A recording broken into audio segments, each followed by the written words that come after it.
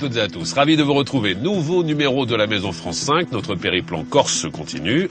En Corse du Sud, pour être plus précis, et c'est aujourd'hui à Bonifacio que nous démarrons cette émission. Bonifacio qui, avec Porto Vecchio, est une des villes les plus importantes dans ce département, dans sa face sud. Mesdames et messieurs, j'aimerais vous présenter Jacques Biancarelli, architecte, avec lequel j'avais déjà eu l'occasion de faire une émission il y a quelques années de cela.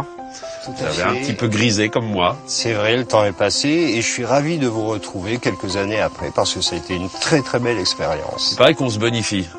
En voilà un bel exemple, hein, parce que c'est encore une réalisation exceptionnelle, celle-ci. J'ai pas le droit de le dire moi-même, mais j'ai le sentiment d'avancer un petit peu. Cette maison a été construite il y a combien de temps?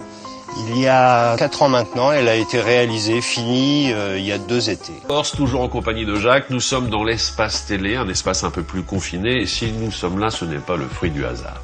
C'est de là que je pars pour concevoir toute la maison.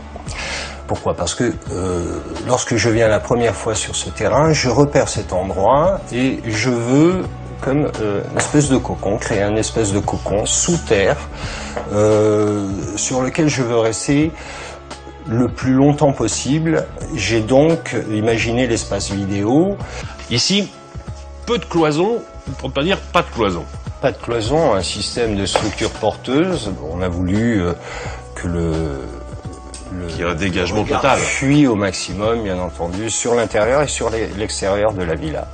On change de niveau avec une petite différence au sol. Pourquoi l'avoir marqué? J'ai l'œil qui tombe encore sur une œuvre d'art et le nom de cet artiste, je l'ai vu sur d'autres toiles là-bas dans la maison. C'est à lui que vous avez fait appel pour la décoration?